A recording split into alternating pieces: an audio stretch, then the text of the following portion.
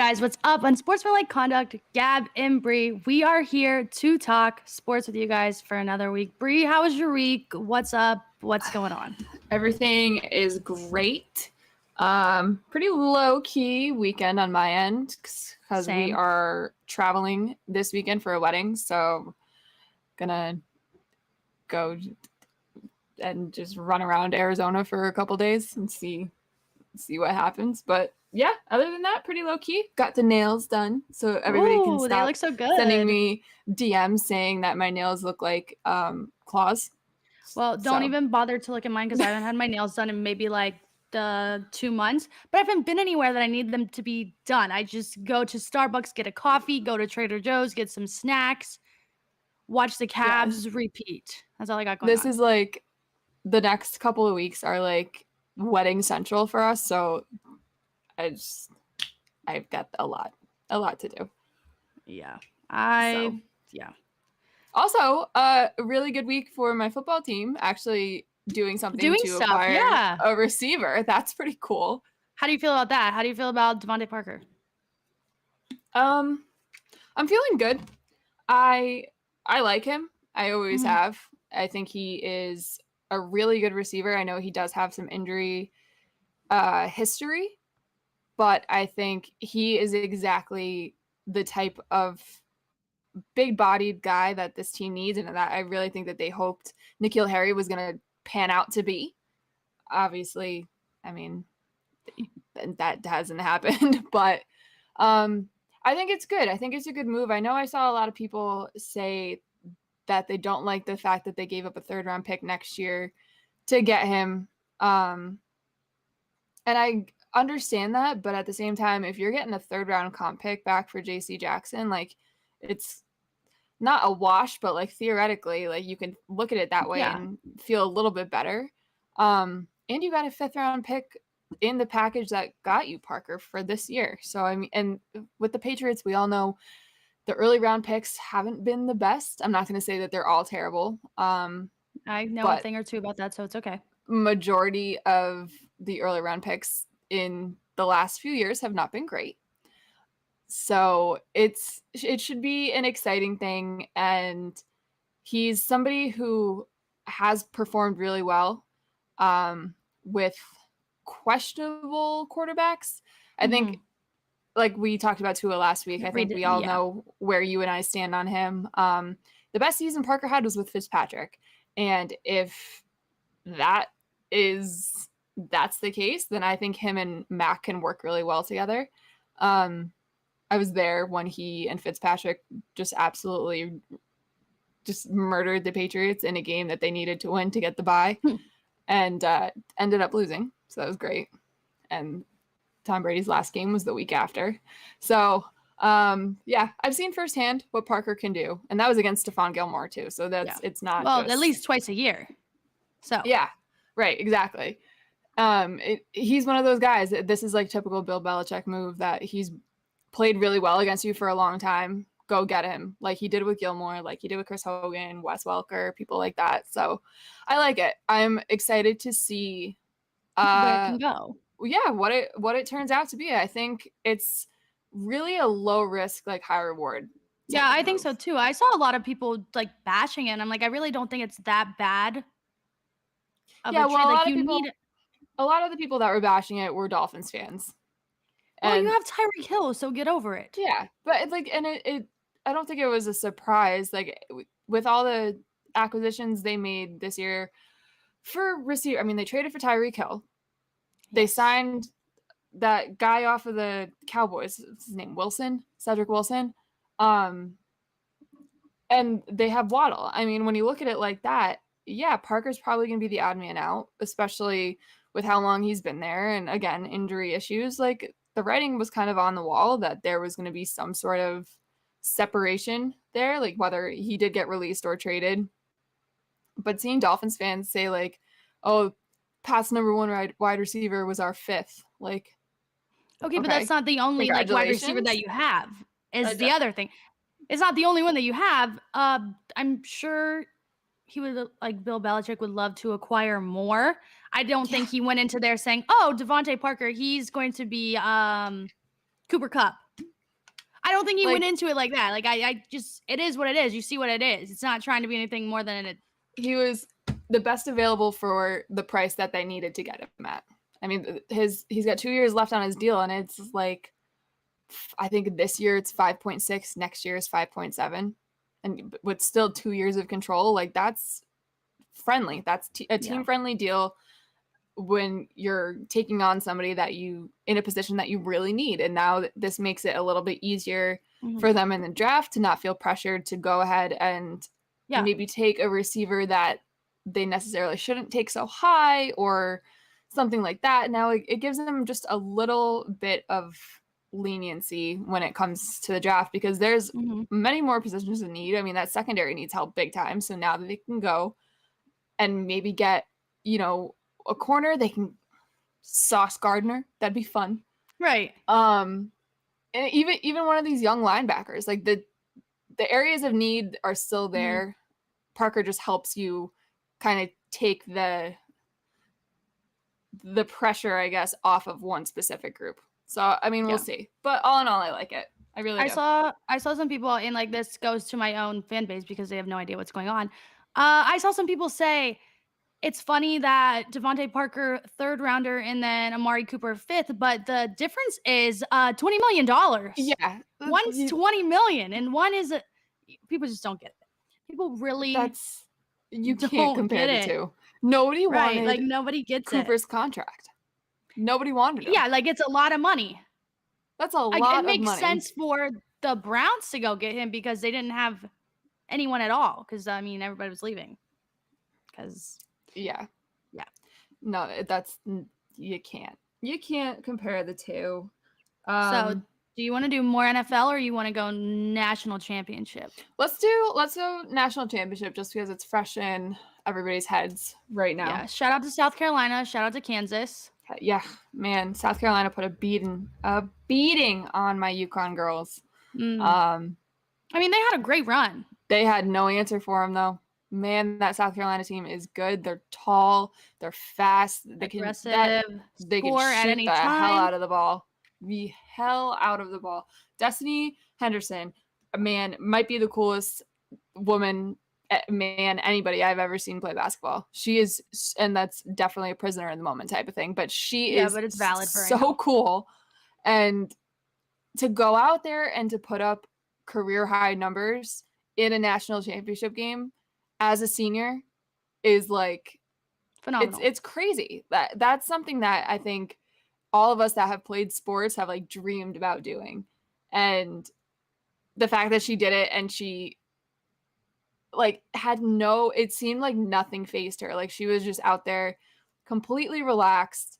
Even in the times where UConn like started battling back and chipped away, she didn't give a shit. She always had an answer. Every single time. Ice, and it was really entertaining to watch, even though the team that I root for lost. And I don't necessarily know if I've ever thought that or felt that after watching my team lose in a championship game. So yeah, but it was really cool to see. It was really, and especially seeing how many people, like the numbers came out today, how many people actually watched this game, and there were so many things going on at the same time, like the Grammys. I think they give them like such a disservice for putting it on the same night as WrestleMania, which I didn't even know that was like that big of a deal. I didn't know it was that big of a deal. I have a lot of opinions on that and people that watch that. So shout out to Pat though, like he really did it. Yeah, he put on a show. He really did it. But it just, I feel like it was kind of rude that they put it on the same night as all these things. And I'm like, I want to watch also the Grammys, but it's just too many things. It's just so typical though, like the way, like the men's, and it's not to say like it's a sexism thing, but like it kind of is. You don't have any NBA games on the day there was of the absolutely nothing to like interfere with the men's national championship game, at except for the fact that it was really late East Coast time. Right. Yeah. It ended and like before 12 though. They give the women the short end of the stick and make them like battle against other really important and like big name programs and things happening on TV too. So, but for the national championship women's game to reach almost 5 million viewers. I think at one point I saw a tweet that said the numbers. At one point they surpassed 5 million viewers, given everything they were going up against. But that's the most in, I think it said 2 decades. Damn. Up like 20% from 2 years ago and something like that. Like it's a really big deal. And if you're a women's basketball fan, or if you're somebody, especially if you're somebody that has sat there and said nobody watches women's basketball, 5 million like people a clown. did. 5 million people like did on clown. Sunday night, plus a sold out arena. I don't want to hear it. I don't want to hear it. So, congrats to South Carolina. Dawn Staley is the coolest woman on the face of the planet, and they're going to be really good again next year. So the chances of a repeat, I think, are really high. Coach K, I will just say, I really convinced myself that it was a conspiracy theory against all of us, and we were about to get bamboozled by the NCAA for Coach K to ride off into his champion sunset. However, that was not true. And North Carolina beat them. Yep. And then they went on to lose to Kansas. So I have a lot of opinions on Coach K. See, I don't really know why people hate him. I'm not a big college basketball fan. That's why I'm asking everybody, like, what's up with him? I have nothing. He's very, like, smug and arrogant. And I think the perfect way to encapsulate everything about him that I dislike and have disliked for as long as I can remember is the fact that he threw his player under the bus that missed those free throws late in the game that could have, I can't remember if they could have tied it or if they could have gone up by 1, but in that his press conference after the game, he said, something about you have to make your free throws. Like he's like, Williams didn't, and like the kid's a freshman. You don't need to say that. Oh, I would probably start crying after that one. Like, how about go look at yourself in the mirror and say, hey, maybe the way I handled my timeouts wasn't great because I didn't have any timeouts in the last minute of the game when I probably could have needed it. Like there are so many other ways things you could have go about it. There's so many things he does that it's like, sometimes I try to give him the benefit of the doubt and be like, oh, well, people don't like Belichick because they think he's an ass too. And then he does stuff like that. And I'm like, yeah, I can't do it. I just think he's he's always been like that. And he makes excuses for everybody except, if it has something to do with him, like he doesn't own up to it. Like the timeouts thing is still insane to me that he burnt all those timeouts and it was such a close game. You think he would save at least one for the final minute. I don't know. He's just whatever. Happy trails. Congrats on a really good career. Whatever. Yeah, I feel like everybody is either like one extreme. They either really, really, really love him or they're just like, nah, fuck this guy. No, not with it. Yeah, so that's why, because again, I don't really watch college basketball. The only college basketball I watched growing up was Ohio State, and I would watch Aaron Kraft play against Draymond Green, and that was like my extent.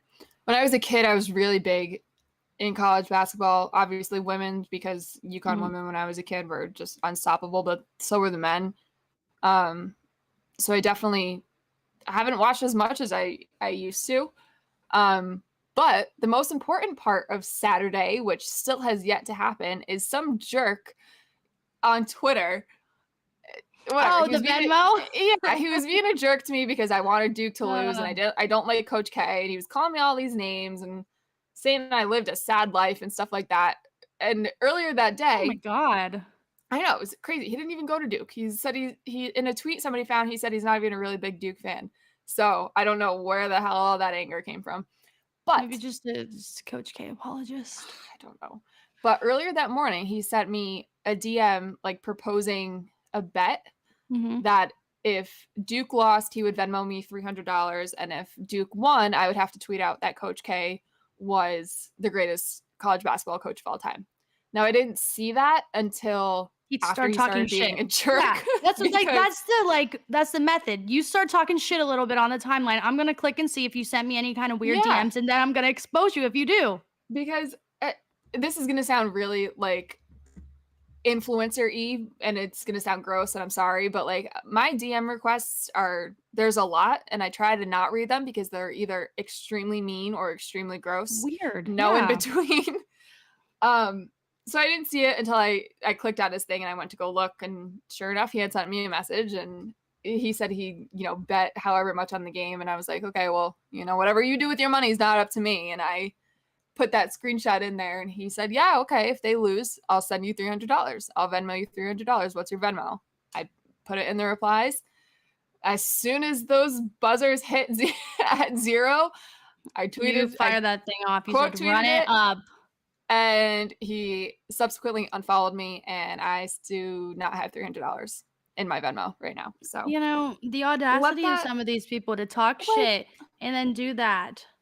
He literally said to me, it was like something like, you have no stake in this. I have $1,000. Okay, well, that's on him. He was like, so like, shut That's not your bitch ass problem. mouth. And I was like, hold on. So at this point, it's not about the money. $300 more in it. It's my favorite quote from The Dark Knight is, it's not about the money, it's about sending a message. And that's what this is all about right now. If you're going to tell me to shut my quote unquote bitch ass mouth, maybe take your own advice and don't offer to send people money in a bet that you lost. Because and then cry about it. Now I'm gonna, no threats or nothing, but I'm Italian. We got debt collectors all over the place. Have you seen The Godfather? Things happen. Things happen. But, yeah, but just don't say $300 that I won. Don't say mean stuff when you've already said simp stuff in the DMs or weird things. I don't know. Just be normal. It was a friendly bet, and it turned into a very unfriendly bet, and I got unfriendly too, and now I'm waiting for my $300. So I don't remember his name, but if you're watching this, I have not forgotten, and it would be really nice to have an extra $300 this weekend. So maybe I can get a hat in Arizona, a nice cowboy hat. Right. Now, North Carolina at halftime, they were up. They were up big, they were up a lot of points. And in my mind, I'm thinking, if it was legal to bet in Ohio, this would be a good time to put some money on Kansas, because I feel like it's just one of those things that's going to happen. Shout out to the people that did. So what was it at halftime? I thought I saw plus 800. No, I didn't think it was only like 350. Oh, really? Oh, I think so. That's not as fun, but still. But like, still, come on. Money. Free money. Yeah.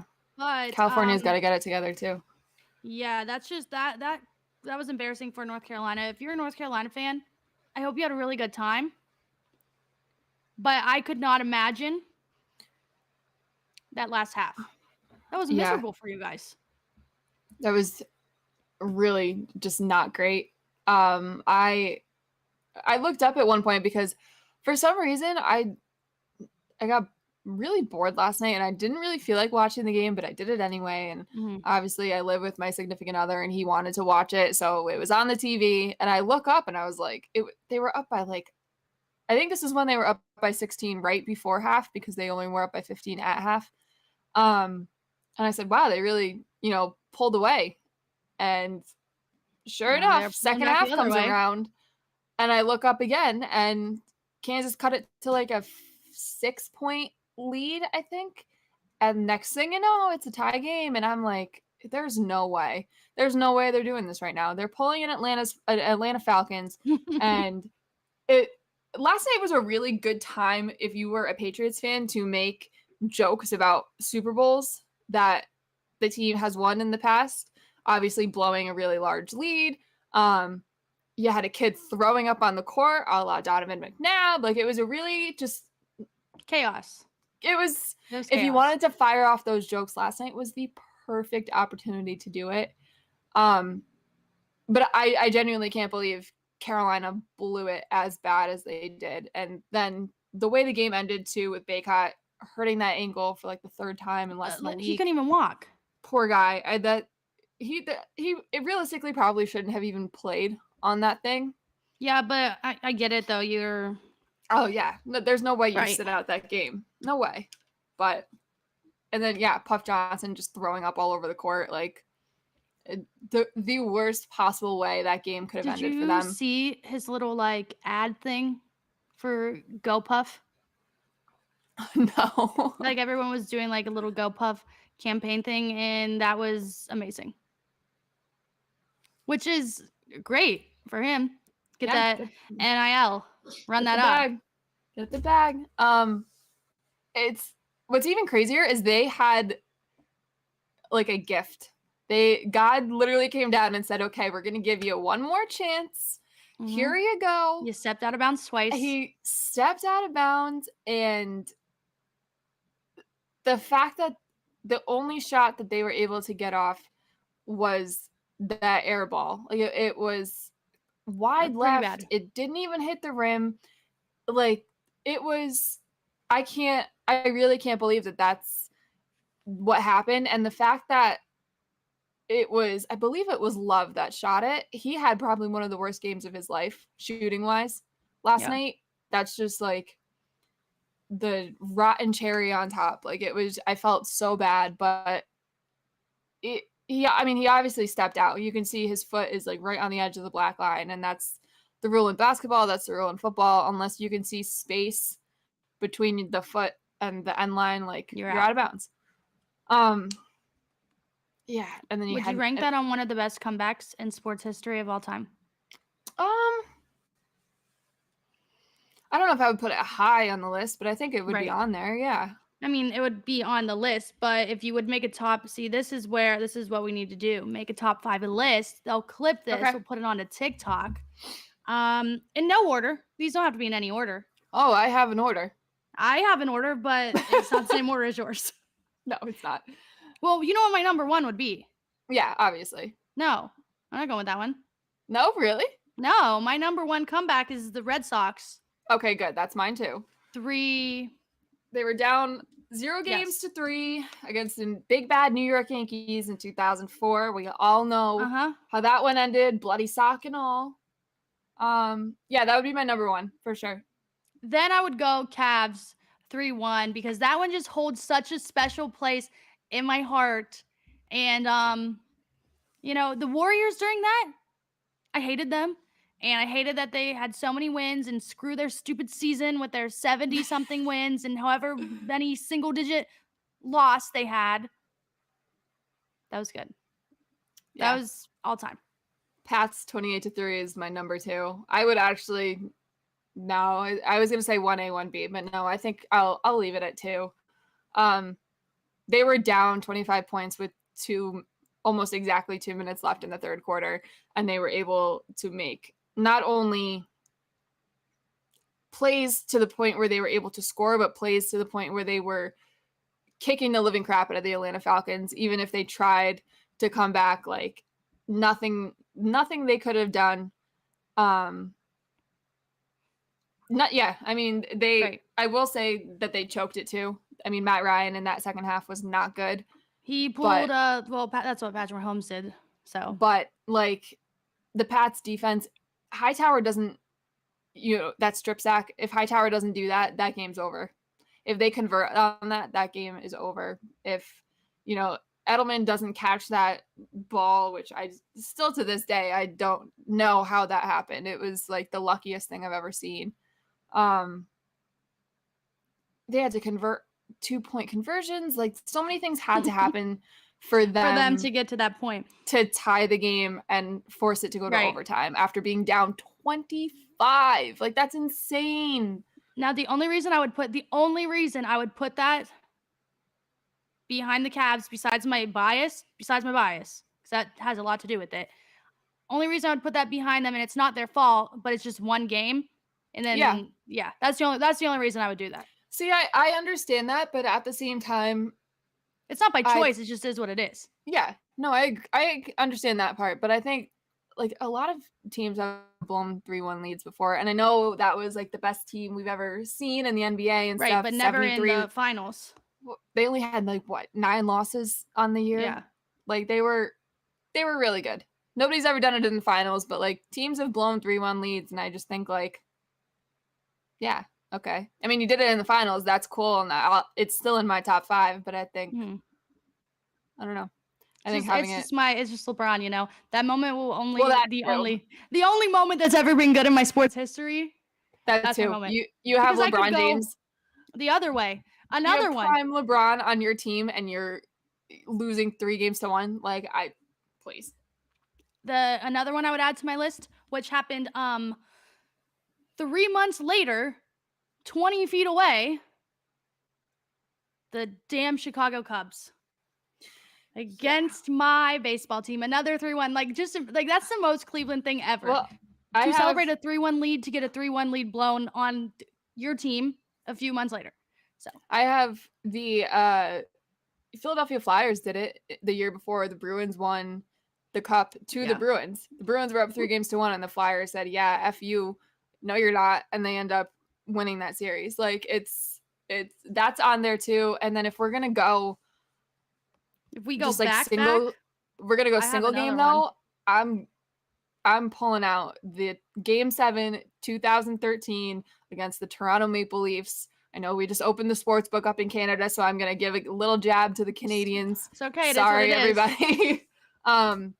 The Bruins winning that game is arguably the greatest comeback I've ever seen in my life. Second to, just pure single game stuff. Only second to 28-3. I have 2 more that I would put on the list. I know I said 5, but this might be 6. It's whatever. I wasn't alive for this game. Neither were you. But it was a really big deal. The Buffalo Bills beating the Oilers when they were down 35-3. Yep. Yeah. Wow. When was that? 92? 93? 93. Yeah. Yeah, we weren't alive for that. That's crazy. Nope, we weren't there for that one, but that was great. Okay, last one I have, which is kind of relevant to what's going on now. 2019, Tiger Woods, Masters. He's back. Yeah, he's gonna try to do it. 11 years. Yeah. I remember that. That was. I'm not a big hockey. I'm a big hockey person. I'm not a big golf person. Same, but I know Tiger Woods. That's what I got. Yeah, the only time I really pay attention is if it's like a really big tournament or Tiger's playing or both. And it's been that way since I was a kid. My grandpa tried his freaking hardest to get me into golf, and I had no interest whatsoever. But I would like watch. Topgolf. That's my extent with golf is Topgolf. I would love to just take a day and just like go to the driving range. But or mini golf, obviously everybody loves mini golf. But if you asked me to sit there and play a round of 18, I couldn't. After? I couldn't do it. Me. I don't think I have the patience at all. And I know I would be bad. So the thing is like when I go to the driving range, and I went last year with my grandfather, and I was smoking these freaking things. But I know if I actually had to do it in a legitimate game setting, I would whiff every single time. Either hit it into the trees or into the water, into the sand. It would be bad. Yeah, I know that I'm not going to be the best when I have to like putt. So I can hit it far. See, putting every time, not for me. When I was still living in Massachusetts, all of my guy friends were big golfers. They all went to school for it and everything. And they would like ask me if I would want to go. And I was like, all right, I'm either just going to sit in the cart and drink the entire time and watch you guys, or I am everybody's designated putter.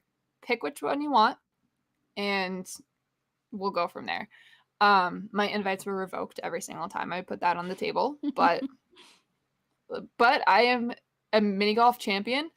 So if I needed to be somebody's designated putter, I really could do it. The mini golf courses on Cape Cod have not seen anything like Brianna Pier after a massive chocolate ice cream cone. Like it's if I would call myself the Tiger Woods of mini golf. I really That's hilarious. But see, I'm good at Topgolf. I can hit it in the same one every single time, so I get the points up. I've never been to Topgolf. You've never been to Topgolf? What? No. Well, there wasn't one in New England. I don't think there's one out here in Los Angeles, at least. I mean, I'm sure there's some around. When we went to Vegas, we didn't go. Where the hell else have I been that they have them? I've been to Texas, never gone. I feel like everywhere has a Top Golf. No, but I mean, Fenway Park had it. Only lived in places that have had Top Golf, so I guess that just determines everything I'm saying. Yeah, no, Fenway had it for like a weekend but tickets sold out like as soon as they announced it. Maybe that's what, if we can convince our higher ups to send us to Vegas, and then we can go to Top Golf. We can go to Top Golf. There we go. Yeah, we can go. It's fun. You can drink a lot of beer and get a lot of snacks, and yeah, Top Golf's. I feel like I've been to Top Golf probably like 40 times. So I've never been. Yeah. Yeah. I don't know. But yeah, those are my greatest sports comebacks. Top Golf. I don't know. I'm still taking 28-3 over that Cavs series. I don't know. People in the chat, which one would you pick?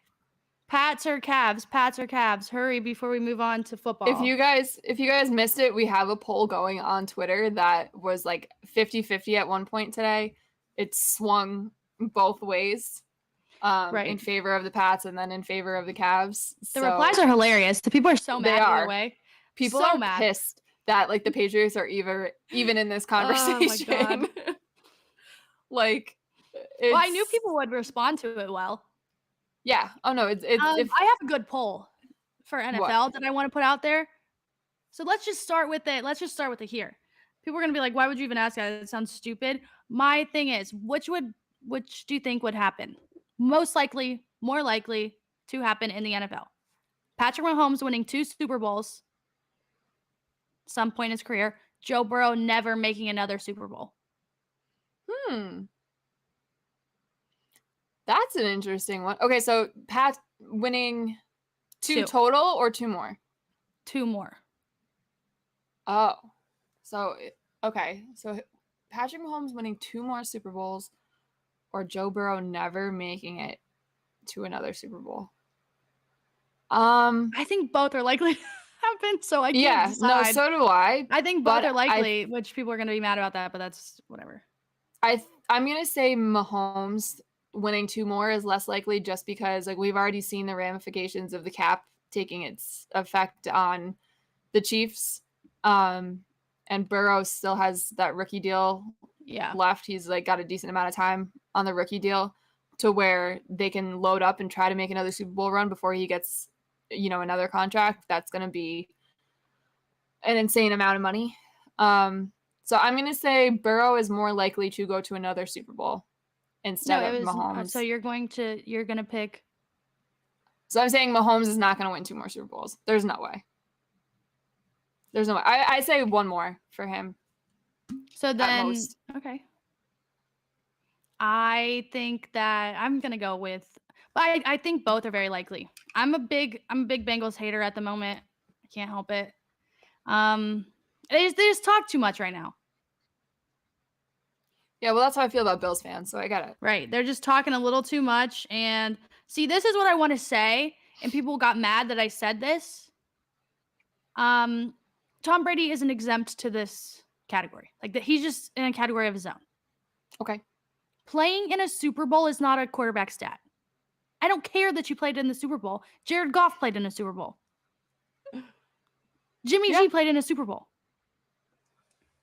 That's cool. I'm happy that you guys were there. However, do not use that as saying that Joe Burrow is better than someone else because he was in a Super Bowl. I had some guy say that to argument. Me, I don't like that argument. No.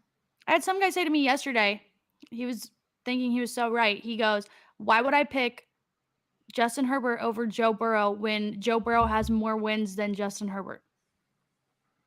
Joe Burrow has 12. Justin Herbert has 15.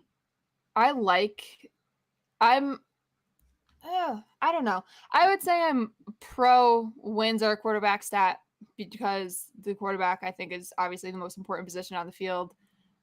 The offense goes through them. But at the same time, like, and it's really annoying because like I sit on the fence with this. Sometimes I'm pro, sometimes I'm against, and it's annoying and you're not supposed to do it, but I do it anyway. It's situational, I feel like. Yeah.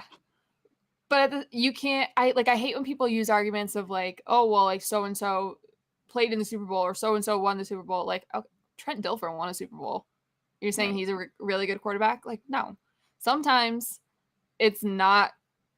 Sometimes a win isn't a quarterback stat, which completely contradicts everything I just said. But it's true. It depends on the situation. Tom Brady threw for 505 yards in a Super Bowl and he lost. If he won that game, hell yeah, a win is a quarterback stat. But like I said, Trent Dilfer, like Eli Manning. Sorry guys, I know he beat my Patriots twice. I don't think it was him. I've said it multiple times. I think the defenses were responsible for the majority of those games. They were. That win is not a quarterback stat to me. It's just it's a case-by-case thing, I would say. Mm-hmm. And more than likely, if a quarterback wins the Super Bowl, he's really good, and it's usually him. So yeah, more often than not. But you don't use a loss in your argument.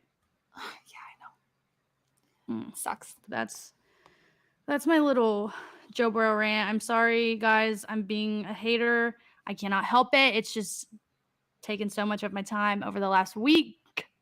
However, MVP is something that I want to talk about that's more fun. Yeah. I like this year. I like the odds on everybody. Specifically, Justin Herbert at 10-1. Love it.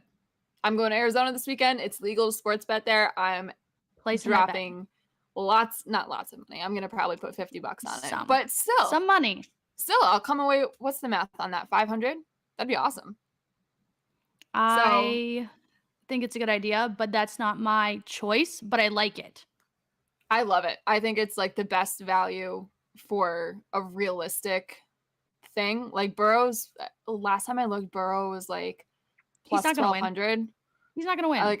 I think that's one of those things where like that's a tease. That teases the hell out of you, and it's not going to happen. But Herbie, on the other hand, I think so. I like Brady's numbers too for that. I think he was plus 800. Do you think it's going to be another little rigged thing? Like I thought the NCAA was going to be and Tom Brady goes and wins the Super Bowl and then he's done? I would like it to happen. See, that would be some good value there. I would love that. I'm going to go Josh Allen. I think it's Josh Allen's year. I think his time has come. Patrick Mahomes, you got rid of Tyreek Hill. He has Juju as his number one wide receiver, and you have Josh Allen ready to go. I think it's Josh Allen's time. We shall see. I wouldn't hate if Josh Allen sucked, flip-flop his good years and his bad years. Like he was really good last year, and now if he sucked this year, that would be great. Yeah, I think it's his year. I think he's about to be the face of the league. It's Josh Allen's time to shine. I hate it. I don't want Bills fans already talk so much already. I can't. I know that's how I am with Joe Burrow. I don't want it to happen. Man, they don't shut the hell up. Like there was. Did I say this last week? Did I mention this last week? I can't remember. I saw some tweet, some Bills fan saying that Mac Jones has just as many Super Bowls as the Buffalo Bills. I'm sorry, sir. I'm sorry. It's funny. Come on. I'm sorry. Mac Jones has been in the league for 1 year. The Buffalo Bills have been in the league for over 50. Come on, it's funny. You're comparing. Joe Burrow has as many as the Browns. It's funny because he owned the hell out of himself. Like you're saying, I'm sorry. Yeah, but if you don't make fun of yourself, someone else is going to. So you might as well just go with the joke. The thing is I don't think he was making fun of himself. I think he was 1,000% serious in trying to make that a point to piss off Pats they fans. Know what they're doing. I don't think so. Some of the replies from this guy did not seem like he knew what he was doing. Yeah, he's a troll. I don't know.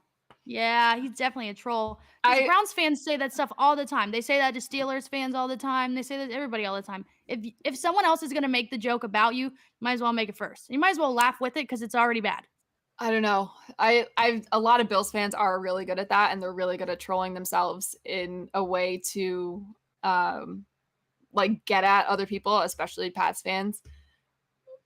But there are some that genuinely think even though the Bills have yet to win a Super Bowl, they are like the most successful, like best franchise. Josh Allen's going to lead them to the promised land, part the Red Sea, He is. Josh Allen's going through the whatever bullshit part. like they think.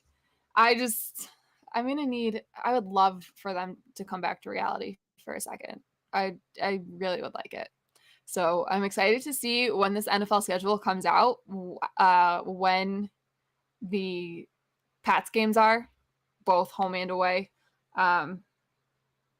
Because I don't know, correct me if I'm wrong here, but I think like when these games get played against your division rivals makes a big difference in terms of outcomes. Well, if you play at the beginning of the year, I don't know, I guess.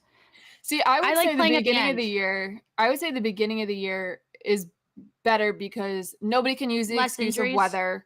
Nobody can use the excuse of injury or, oh, this person was out because they, got suspended or got cut or something like that. Like beginning of the year, I think is good. And like those games against Miami at the end of the season, I'm good. Take them. I don't want them anymore. I would rather a home and home like week 6. I like them at the end though, because it builds up for like more drama. Like last year we had the AFC North, everybody was playing each other with 2 weeks left and no one knew who was going to win it because everyone was like within a game. So it was like kind of fun and exciting. Maybe that's what the AFC East is going to be like this year because like I said I think it was last week, aside from the Jets, like Pats, Bills, and Dolphins are definitely all going to be vying the playoff spot with the only team I think that is like a lock is the Bills. But like the Bills and Dolphins are going to fight tooth and nail for that number 2 spot. So I don't know. The Bills are going to beat the Dolphins every time. Yeah. Well, no, I think so too. But other than that, I mean, Pats and Dolphins are going to be a little bit of a challenge. If this team can't win in Miami as it is, add more speed to that team and let's see what the hell happens. I don't know. Maybe Parker coming in changes that because he's used to playing in Miami and now for whatever reason the Patriots can't do it, he's going to like snap them out of it. I don't know. But I don't know. Mark Andrews, Travis Kelce. Okay. Who would you rather have on your team? I would rather have Mark Andrews if we are talking about legitimate tight end position. Exactly. We're not talking like the whole glorified wide receiver thing, hybrid guy, whatever. Mark Andrews is like a through and through tight end. Mark Andrews is really good, and he has Lamar Jackson as quarterback, who everyone makes fun of and says he can't throw the ball. Clearly, that is not really true. However, if you look at it that way, the numbers he puts up, ridiculous. And he's a really good blocker. Mm-hmm. And I don't care what people say. Having tight ends that are able to block and block well is a really, really, really important part of functioning offense. And I know because I've been saying this for years, that Travis Kelce is not a tight end. He's just a really, really, really, really, really big wide receiver. And people are like, oh, well, why did you say that? And I say, watch him block. Watch him do it. And I'll give him credit. He's really good at what he does. There are times where he does block for the run game, but there are also times where like he looks like he would rather be anywhere else in the world. He's super uninterested. He'll try to go block and just like whiff and just run the other way. Like Gronk is the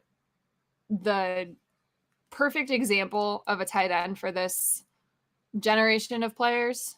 I mean, you can look at Tony Gonzalez too, who is unbelievable, Sterling Sharp, like people like that. And that's what I would want my tight end to emulate. And I just don't think Travis Kelce does that. I don't think that's his game, which not saying he's not a good player, just for the sake of the argument, tight end wise. I want Mark Andrews. This is the best comment of the day. Even though he's an Oklahoma guy, give me Andrews. Yeah. Ugh. Okay. Oklahoma. Explain to me. What's wrong because with I just see the peripheral stuff. Sometimes I do deep dives into the drama, but I saw something the other day. Why are they always fighting? with Cleveland fans? They're really mean. They're really just really mean. Is it just because of Baker? 100% because of Baker Mayfield. And they don't act like this about Kyler Murray. And I'm not even going to go into why they don't, because it's clearly obvious why they don't. Well, so we know why. What is wrong with Oklahoma fans? I don't know. Like, Baker Mayfield has them brainwashed into thinking like he is really, really, really so good at football, and everyone is doing him dirty when he, let's be honest, he did it to himself. So they get really upset and they get really mad and they just like attack people, and they don't attack people like over like football takes. They just attack multiple women. They're like, you guys are whores. We hope. And they make like, and again, like this is just really shitty. They make Deshaun Watson jokes to other women. And I'm like, why would you do that? Solid. How does that further your argument? So that's where we're at with them. Because there's never been any instance of Deshaun Watson like things at the University of Oklahoma. Right. Okay. And if you don't like it, just say that you don't agree and keep it to football. Or if somebody's talking shit about Baker Mayfield, which is the craziest part of this whole thing, that they're so pressed about people not liking Baker Mayfield.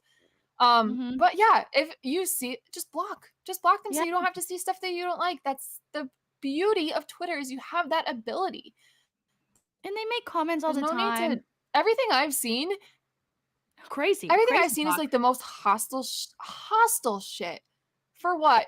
For what? A little short guy that throws a football who's got no neck. Like, come on. Right. Are we really doing this? It's so crazy. And I'm like, again, I say that to them, like, why don't you do this with Kyler? They're like, well, why would we? I'm like, okay. Gotcha right there. What do you mean, why would we? Why? I mean, he clearly has problems with his team. Whatever. I don't know. It's just like an Oklahoma quarterback thing. I don't know what the heck is wrong with them. I did make a poll, though. I made it so petty. I said, where would you rather live? I saw that one. Cleveland, Ohio, or Norman, Oklahoma?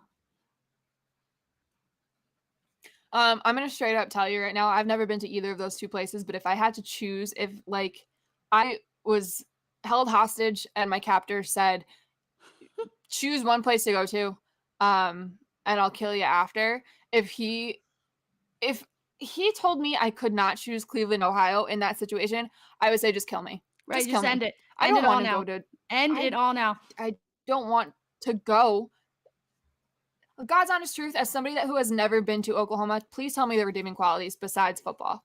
Besides the University of Oklahoma and Oklahoma State football, please tell me. Please. No. Their softball teams are really good. I do like the softball season. Not that long. Trash weather. Right. And weather-wise, it's probably cold as hell. You got tornadoes. Like, I say this as someone that currently resides in Los Angeles, California, where I have to deal with with earthquakes and soon to be wildfires. Like, tornadoes scare the living hell out of me. I would not voluntarily live somewhere where I have that. So, maybe the barbecue is really good. I mean, I don't know. They probably have some kind of food, I would assume. I don't know. I would hope so. Is it just like Texas barbecue, or I don't know. I've never been. I don't plan on going. I'm scared of that place. That place terrifies me. Those people are mean and scary. Yeah, well, that too. Like, people, all these Oklahoma fans that are being not nice over people a quarterback for what? Quarterback that doesn't even have a job right now. You're not making it any more appealing to come visit your state or your city. No. Yeah, it's bad. It's been really bad, and they are not very nice. Also, they said I just can't even get over this part. They go, the Cleveland Browns were not relevant before Baker Mayfield got there, and they didn't have any fans. We sold out every single game that we lost when we went 1-31, and we had a massive parade for when we went 0-16. So, and we had Johnny Manziel. What do you mean? That was pretty relevant. This is at this point, it's like a cult following. Like, Baker is like Charles Manson minus like. I have said his following gives vibes of, you know what I'm gonna say. It's just insane to me. I don't understand. Low key cult. I could understand if he was even a fraction like Tom Brady in terms of quarterback talent, winning, things like that. But oh my God, his best years were in college. There's no reason, like, if that's the reason why, like, okay, I get it, but you can't hold on to that forever. That's not, he doesn't have a job right now. They picked a sexual predator over him. And that's who you're going crazy over? I don't know. I don't understand it. I don't get it. I do not get it. I can't believe Baker Mayfield has this big of a hold on like you don't even know. This has been my life. This has been my life for like 3 years. It just never stops. I just don't get it. Oh, he's also going on a podcast. Yeah, okay, I saw that too. For what? What's he gonna say? I don't know. So far we've heard he's not going to say anything at all, but I've also heard he talks about Kevin Stefanski and how they don't get along. So I'm very okay, but if he's not going to say anything at all, what's the point? Yeah, I think they're lying. So, and then another thing they said is he's going on this What'd you say?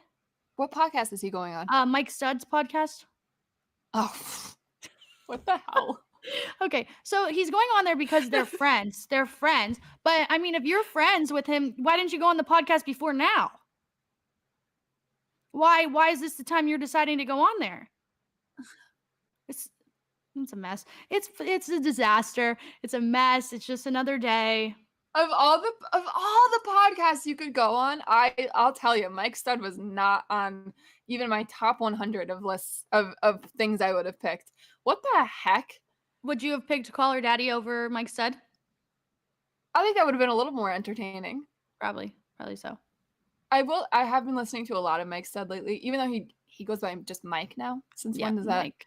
I don't know. Since when? That's because I was trying to find his Twitter to look for the podcast, and I couldn't find him because I didn't know it was shortened. Well, his new album's really good, but like, I'll give a listen then. The last time I heard of him was when I saw him at House of Blues freshman year of college. Yeah. Like he has a podcast. Okay, that's interesting. Baker he has good guests on there when I scrolled through. Oh, I'm sure. Yeah, like Chase Rice was the last guest. Totally random. Yeah. For Baker Mayfield to go on. Like, well, I guess they're friends. It makes sense that they're friends. Should have gone on Pat's show. Yeah. That would make more sense. That would get all the eyes that he's looking for. I don't know what he would say. He should have came on here. Now we're talking. He should have he should have been right on this top screen right there, and we could have been chatting it up. Where are you going to go? So, Baker, tell me. What's the word? Do you like back seats of cars? I've heard you do. What's the word, sir? Anyways, Baker Mayfield on a podcast. Oh, man. Baker Mayfield has a cult. That's so funny. That's all I got the whole about. Thing. He's just so the whole situation is strange. Some baseball. Word on the street is that happy opening week. Yeah, guys, happy opening week. Happy opening week. I hope your team does better than mine. And that's the floor. We're on the fucking floor. Okay? So anybody can be better than us. Tough subject. Should I just talk about them real quick? Go ahead. Get it off your chest. If you're going to have a rebrand, and I've said this before, if you're going to have a rebrand, get some damn players. Engage with people. If you're going to have a rebrand and you announce the name, why don't you have merch? Why don't you put out merch as soon as you do that? Why don't you tell the players what the name's going to be? None of the players knew what the name was going to be until you said it. Now, you know how much we've spent this offseason? Not a lot. We spent maybe $900,000. Nice. We're going to lose Jose Ramirez probably. He's definitely going to be gone. I was just about to say, if you're going to rebrand, make your priority locking up your star player. Because nobody's going to give a shit about the rebrand if your star player is gone. You wonder why no one goes to that little shithole down the street. No offense, I do like to go there. That was a bit much. But why people don't? She's just really angry right now. Because when people don't want to go there because who's going to be playing? We don't even know anybody on the freaking team. You won't spend any money. You had a generational talent shortstop. And you said, oh, enjoy him. We're not going to pay him. Like, imagine your owner just coming out and saying, oh, you like this guy? Well, enjoy him. He's gone. Wow. And to make matters worse, when they traded him. I totally forgot about that. When they traded him, oh my God, this is there was a bunch of things happening, like Cleveland sports things. Like the day before, the Browns all had COVID. We're like, oh shit, this is terrible. Before the playoff game, we're like, we're not gonna have anybody play. The next day, the Capitol gets raided. So we're sitting in my apartment, and I'm like, me and my roommate, we're like, the only thing that could happen next is Francisco Lindor gets traded. Next day, gone. You can't even make that up. Like, I forgot Lindor was unbelievable. on the Indians. Or I'm sorry, the Guardians now. It's the Cleveland baseball team at this point. Man. Well, aside from that, things are looking up in the MLB world. Trades are happening. People are signing places. The season starts this week. We get Red Sox Yankees right off the bat, which is great. Mm-hmm. And we get to watch Shohei Ohtani, which brings us to our next point. And it's the most comical, ironic thing that this terrible take comes from someone who a couple of weeks ago had a terrible take on women in the sports industry, saying that nobody takes us seriously because we post ourselves half naked, which I'm sorry, we didn't ask, first of all. Second of all, if that's your gauge on taking me seriously, I don't think I want to work for you. Maybe try again. Yeah, maybe try again. So that's just a little background context. If you do not know who this person is, her name is Alana Rizzo, and she was on it looked like some sort of podcast or show, I don't really even know, with Mad Dog Russo, and they were talking about Shohei Ohtani. And the question was, is he the number one player in all of baseball? And she said no, because he's a pitcher. Which is the dumbest thing I've ever heard. Dumbest thing. And because the reason why does that have to do with anything? The reason why it's dumb, because what does it have to do with anything? Pitchers are arguably the most important position in baseball. You got a bad pitcher, you're getting shelled. You are getting shelled if you have a bad pitcher. You're not winning any single games. Second of all, he is not just a pitcher. He is a generational talent. We have not seen somebody like him in our lifetimes. Baseball itself has not seen somebody like him since Babe Ruth. And he was what, third in home runs? Monster numbers last year. Like, and for somebody whose job is to cover baseball at the highest possible level, you would think. I just think it's a little insulting to him, you know? It is. Oh my God, it is. 1,000%. Like, I'll even go as far as saying disrespectful. Like, it's very disrespectful to him. At the very top in both pitching and being a DH and just being like a pure hitter. And you're going to say he's not number one just because he pitches, when he genuinely does so much more than that. I mean, I watched him hit a game-winning home run at Fenway Park last year, and that thing from bat to landing was like 2 seconds, and it was the most effortless swing I've seen in a really, really long time. Wasn't his first at bat even a home run? Oh my God. I'm pretty sure it was. He's a monster. His first at bat last year was a home run. I don't know. And then the next comment was, if DeGrom had if he had time at the plate, who knows what could happen? We know what would happen. He would suck. He's not stepping in there with a bat. Who the hell said that? Okay, hold on. Same. She did not. Mm-hmm. Yeah, I'm afraid so. He's played his whole career in the National League where pitchers hit. There's a reason why the universal DH is a thing now, because everybody got tired of watching pitchers strike out. The next argument of like that whole thing was that Mike Trout is the most recognizable, respected, everything player in the league. And I'm sorry, but I just don't think that's true anymore. I just don't think that's it. Everybody likes Ohtani more. Everyone likes Tatis more. Vladdy. There's so many players I could say that are over Mike Trout. Mike Trout is just a random guy walking down the street at this point. Like, who knows who Mike Trout is? He doesn't even play. I genuinely still can't get over that DeGrom thing. That was bad. Yeah, I mean, I'm not going to sit here and say Mike Trout he's turned into like just another guy, but well, I mean, just if he was walking down the street, you wouldn't know who he is. Well, you would, but like a normal person, Well, you would look at the size of his neck and realize, yeah, that's probably some sort of He athlete. does something, but it's not like I mean, people probably recognize, like, Tatis over him at this point. Yeah, I do think we're kind of past this stage of Mike Trout being the face of baseball. I agree He's with that low-key Mike 1,000%. Trout, sorry, you're low-key kinda boring. No hate to you, you're really good, but your personality is just not in it. Yeah.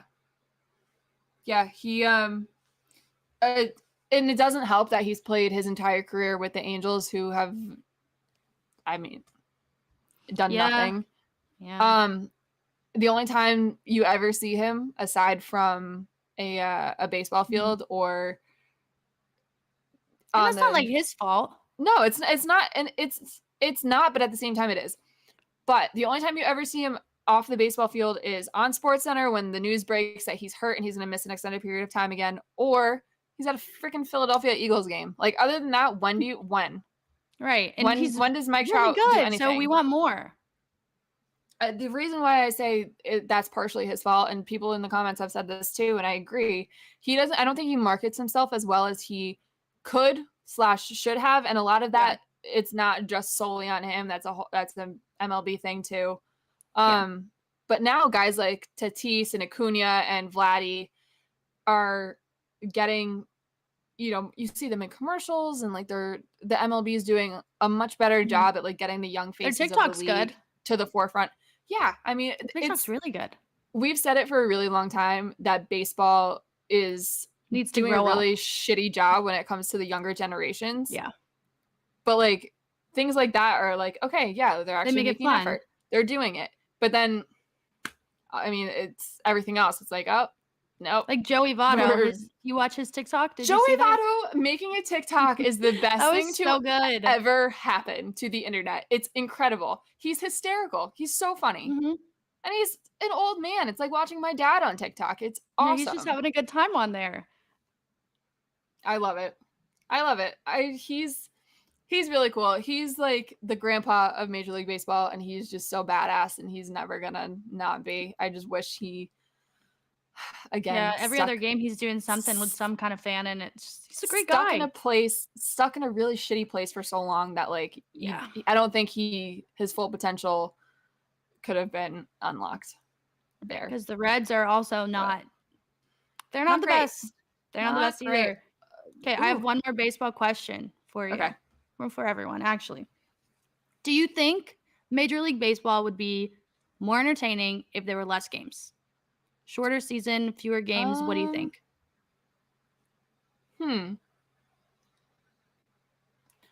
I don't know. And I don't think so. Because I still think like it's a pace of play thing game wise. I don't necessarily think it has to do with the season. The games are way too long. I do think 162 games. I think that's way too much. Right. I think like 120. 120 or less. I would even go as low as saying 100. Oh, like I would go 100 game too. Season. But I don't know if that changes like the excitement factor. I just think an extra 62 games is just way too much. Yeah, because you don't have everybody playing all the time. It's like the NBA too. I think the NBA needs to shorten their season also. Yeah, well, and I mean, especially now that you got everybody taking. Yeah, they take like, a little mini vacation before the rest playoffs. Time and stuff. Like that is why NFL is superior to all the other sports, because you are gonna get everybody unless it's like the last week and you're like locked in the 1 seed. Yeah, you're putting your guys out there every single week, and you're gonna watch them perform and play, and you're gonna get a game every single time. So. And it also is a testament to hockey players being badass and playing through every injury known to man, because they have just as long of a season as NBA. And it's...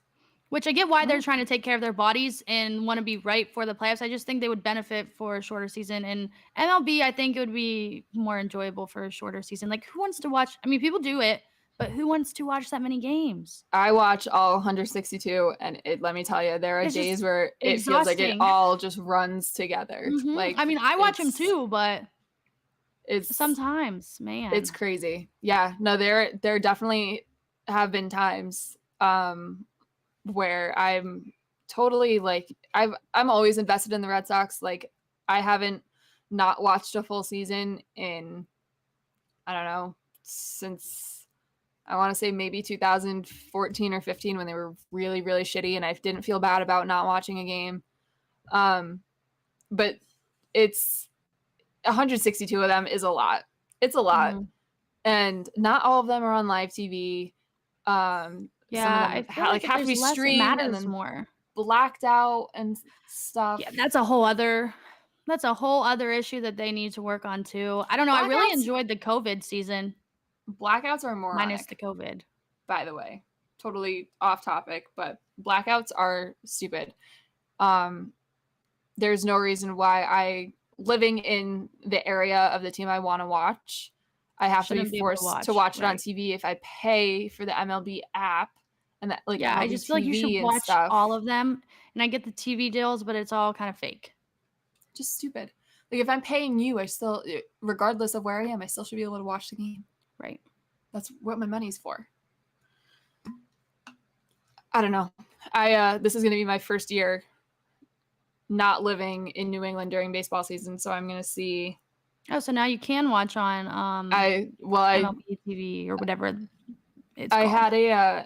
I just got a new phone, and Sprint got taken over by T-Mobile, so I technically have a T-Mobile phone now, and they do offers every week. It's new coupons and stuff like that, and I saw today that one of the deals is a free season of MLB TV. Oh, I was perfect. I was like, hell yeah, let's go, let's try it. So I signed up. I got a free season of MLB TV. So if you're a T-Mobile person, you have a week to do it. Get on it because it's great. And now let's find out if I can actually watch Red Sox games out in Los Angeles. Because if I can't, you can. I'm gonna freak out. Oh, you can until they play someone there.